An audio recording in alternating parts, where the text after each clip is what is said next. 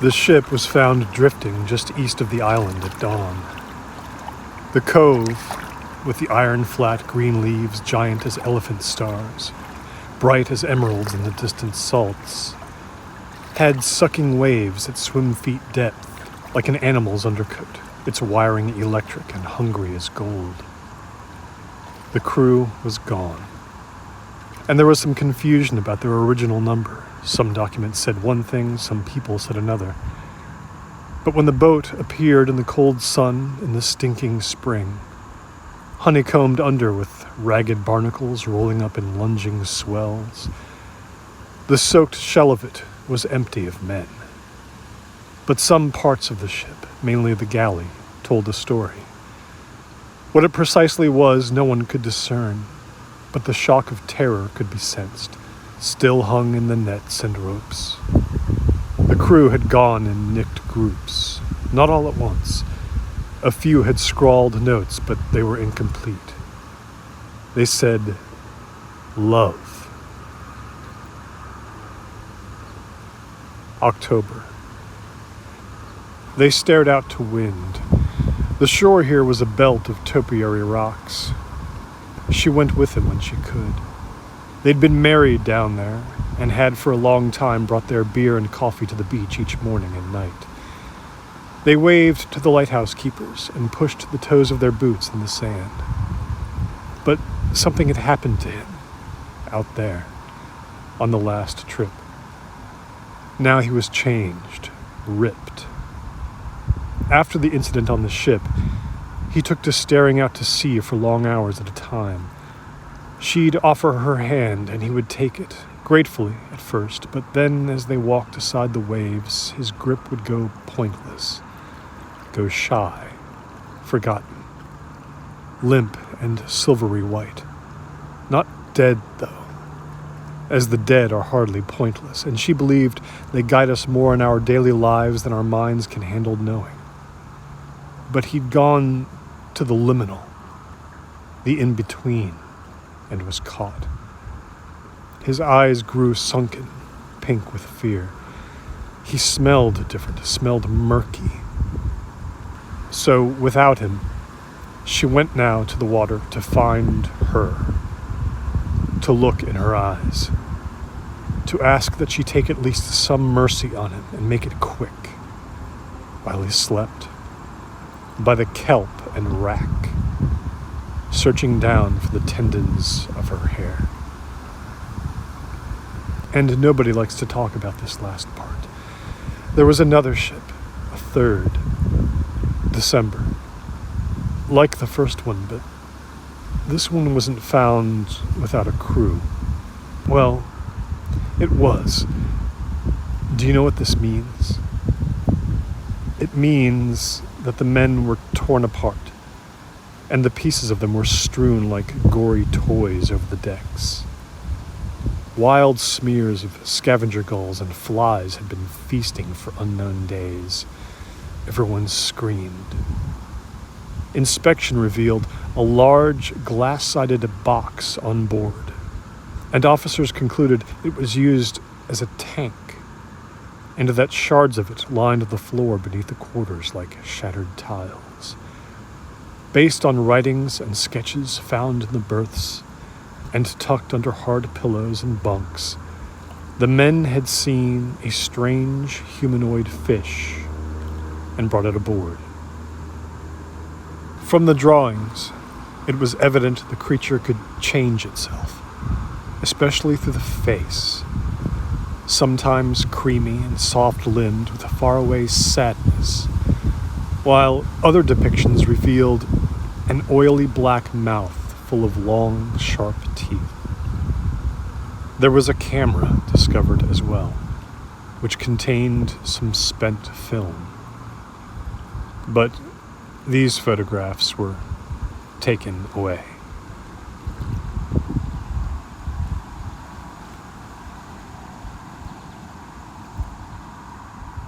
Hello, are you there? Hello. Yes, I'm here. I am here.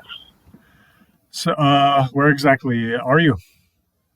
I am on an island in the San Juans up in Washington State, and come here to, I say, visit a friend of mine, but I've had a feeling that there's something kind of going on with this person for a while, and I'd had this confirmed by some other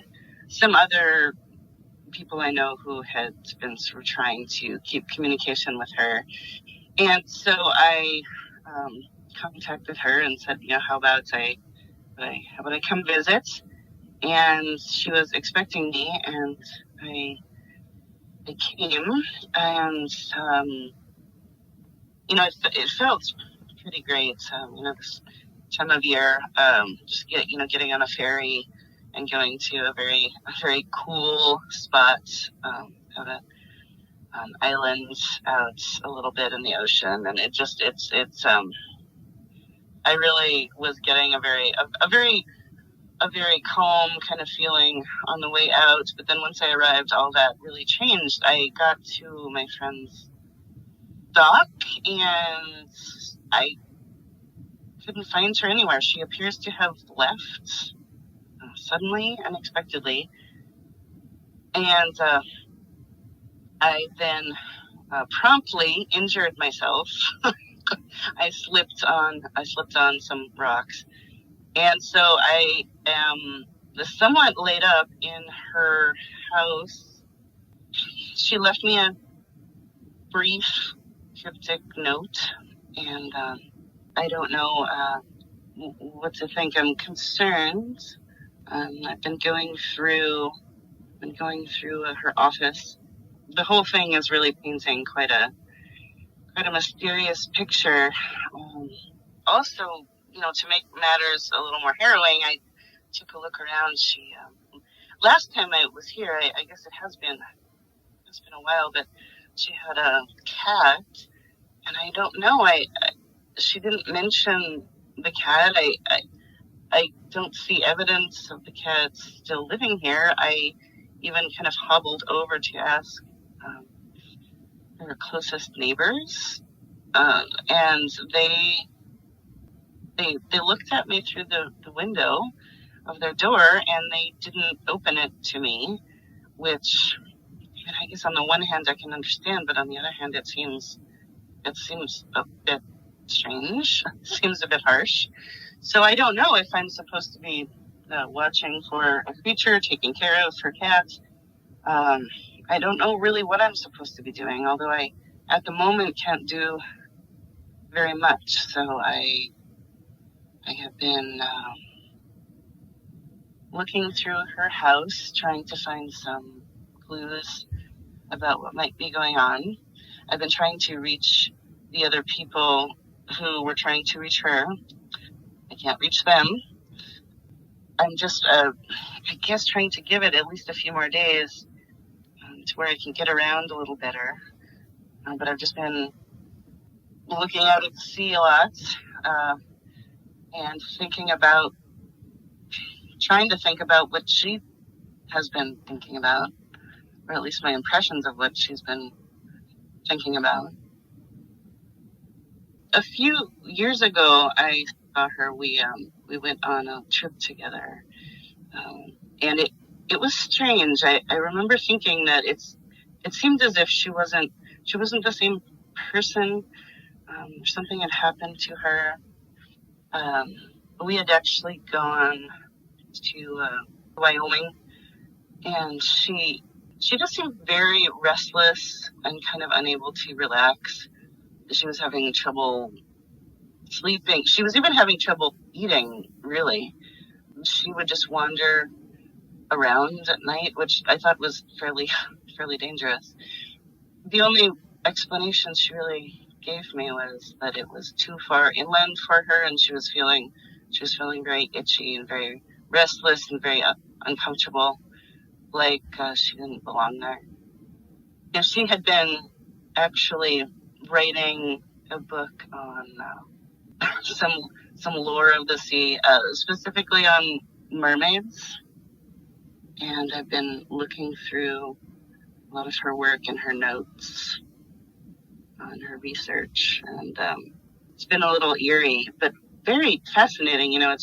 It's one of those creatures that every country has some version of it in its history and lore, and there's also constantly this contradiction between its being this kind of celebrated harbinger of good luck, and also a terrible sign. At the very least, a sign of bad luck, and at the worst, the most terrible omen you could possibly have.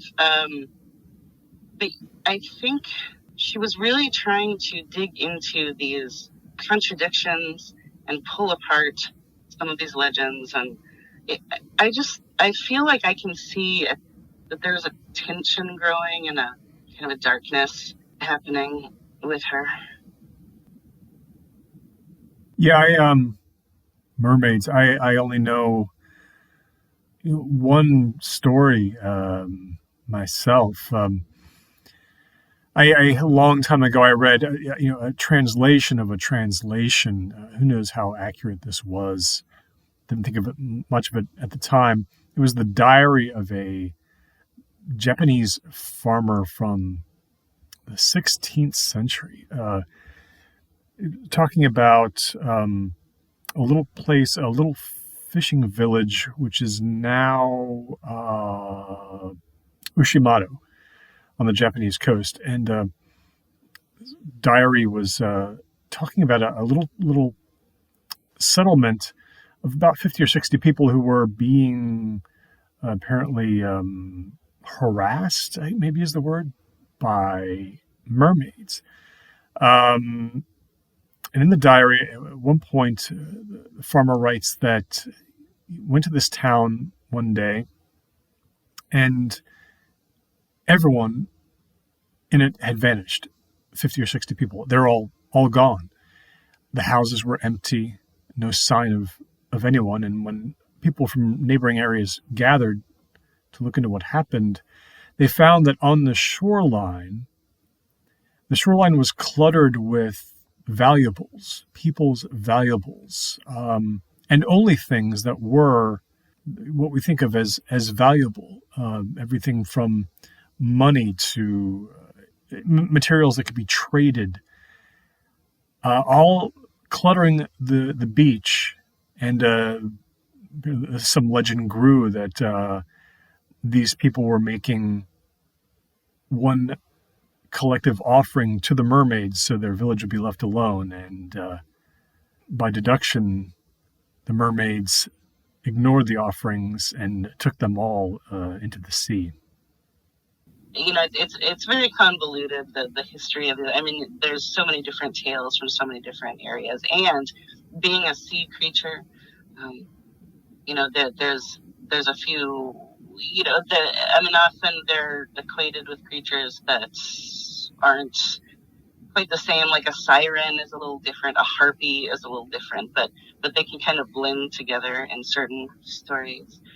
But during this quote age of discovery, the time of Columbus, it seemed as if these legends of sort of the mermaid that we most readily think of today, sort of beautiful young woman with the long hair, sort of floating in the sea, very seductive. This got very operatic during that time because, as you can sort of imagine, you had these men, going out on these violent, conquering expeditions that were, years long. And they really, not only were they kind of riled up in this mindset, because that's what they were out there to do, to conquer, add that just them being completely demented with the weeks and months and years at sea. They were. It's during this time that you really start to hear of this kind of mermaid, this kind of image of this sort of this symbol of everything that's alluring about the feminine, but also everything that's monstrous, right? Because she'll call you to the rocks, and then she'll drag you down to the depths with her. really probably what they were seeing in these accounts that they were recording were just like manatees or something, but just add all of those lizard brain and salt water and all of those elements in, and it's kind of a fascinating soup. Yeah, that idea of offerings. My friend had done so. I don't know if this was what it was meant to be, but the back door, I guess, the back or front door, it's the door that you open and it leads out to the porch and down to the sea. My friend at some point began nailing shells to the door on the inside of the door, all these different colors and sizes and shapes. I can't even identify half of them, but I wonder if this was, I don't know, an offering, a protection. I think that the rabbit hole that she was going down, the fear of mermaids specifically can really sort of be boiled down to the fear of women in a lot of ways. And I think she was finding that the deeper she dug, the more evidence of that she was finding. I think she found it very, very fascinating, but also very ugly. I don't think it did a lot for her optimism or for her urge to relate to the world around her. I mean, she had been she'd been really cutting herself off from her family and her friends. Do you know what the term thalassophobia means? No. Thalassophobia is the fear of bodies of water, and I'm remembering someone I met, a man I met once, who had and I don't know what the word for this is, but it was an unusual strain of this. He had only a fear of very still bodies of water. He could tolerate the ocean and the sea. Something about the rolling movement and the sound of it didn't upset him. But when it came to, say, a lake, a very still, serene lake, which sometimes they don't make any real sound, or a pond, say in summertime or wintertime, just black and reflective and just silent. He really had a very, very strong fear of those, knowing it was irrational. And I could almost begin to understand it. When a body of water is so unmoving like that, it becomes this very secretive entity, because you know that there is chaos and life underneath, but it's not giving any sign of it. It's like it's hiding something.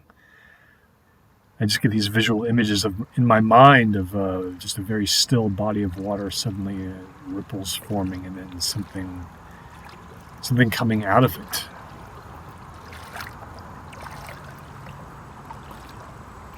He took a job on a fishing boat. The trips were hard and close quarters and non-stop work, but they paid well and rewarded those that claimed focus and slide. The hours were long and aching, but when they finally did sleep, it was greedy and pure. One evening, he was smoking on the deck. It was a rare moment alone, and he watched white tail swallowed behind them like a road. He heard a sound up the ship, and he could only hear it due to the dearth of men on the boards at that hour. Plus, there were different sounds at night. Like anywhere, the world was shifted in pitch. At first he didn't catch it, didn't think. His mind threw a picture of a loosened cinch, or the knot of a wide rope hanging, tapping the hull. Something happened to him that night. A beautiful creature was clinging to the ship, moving up, moving to him, He had not seen one before, but he had heard. And to be honest, he had sensed her presence somewhere submerged from the moment they left. He knew a few things.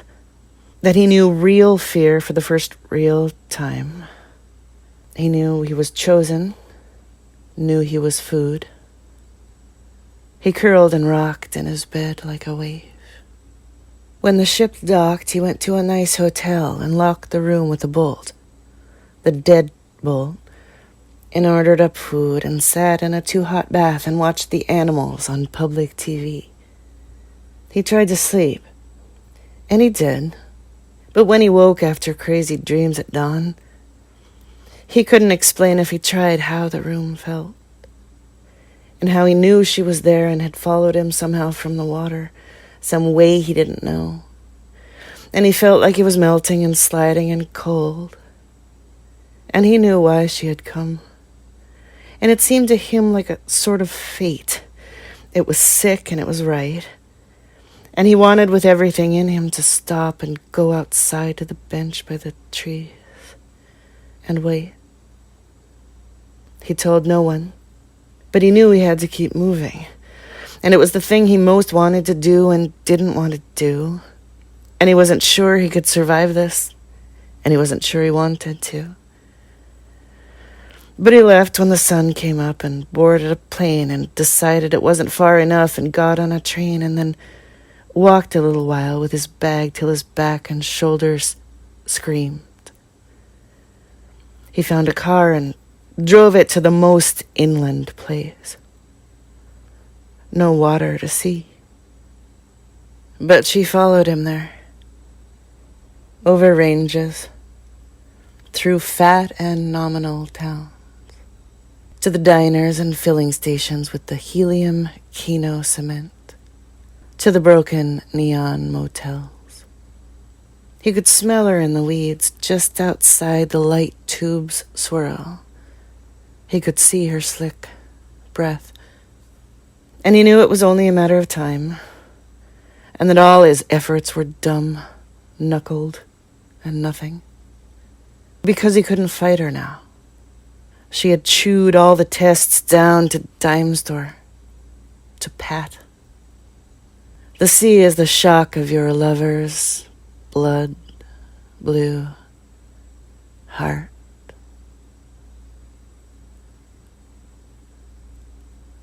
I know that she had been starting to do some work on, I know this because there are images everywhere. There's the actual map, and then there are enlarged segments and footnotes everywhere. There was this 16th century map that's maybe a Scandinavian Catholic cartographer. The Carta Marina. Have you heard of this? It's probably what you think of when, in the popular imagination. Whenever you hear "here be monsters, there be monsters." This was a map that, the first of its kind that included all manner of sea monsters, and they're quite fantastic. It's a beautiful piece of work. All of these figures, all of these creatures that I haven't heard before, haven't seen images of. Some seem funny, some are really scary. There's everything from your classic dragon to kind of just sea monster versions of land animals that we might be used to, like a sea pig, and he actually has done this painstaking, all of the creatures are labeled in the, and keyed. It's a beautiful map, and I can see how you could just sort of fall into this thing and be in its throes for years. I think it has a lot to say. I've seen one strangely enough, were the only threat that was depicted in the sea was a single eye. A single eye, and it was very specifically what we would think of as a feminine eye because of the way the eyelash was done. And I have to wonder if what that was symbolizing. Just a single eye. It's strange, but I do have this feeling that my friend will return even further changed. Like I might not even, I feel that it seems strange, but I feel that I might not even recognize her visually. One of the other things that I found in her last pages that she was working on was kind of the with any kind of a monster, a mythical monster like this, there's always ways to kill it, right? Ways to ward it off. But it's very hard to find that kind of advice for this particular creature. There doesn't seem to be anything directly affecting it, anything that you can employ to protect you. Basically, your only weapon is resistance in the first place. It's kind of this prophylactic suggestion. Maybe the reason I've always found mermaids a little bit disturbing is because of that, because I was never aware of how you killed one. What do you do with a creature, with a monster whose will is simply greater than yours? If you do inquire along these lines for, say, the sirens, there are specific ways that sirens can be killed, but there's nothing specifically about mermaids. But like the closest thing that she could find that was a specific direction was apparently a siren can be killed with a bronze dagger, but the dagger has to be dipped in the blood of someone who has been affected by the siren. There's also this idea that, and I think this is another reference to these kind of feminine symbols and this idea of feminine power and feminine weakness. I think that this runs exactly parallel. Apparently, seeing its own reflection will kill a siren. Seeing their own apparent monstrous reflection is just too much for these powerful creatures to bear. Any kind of indulgence of vanity, I guess. So the note that she left for me, I assume, was that she was going to. It said, "I'm going to find my mirror," and these last words, these last details. I think that I'll have to just take that.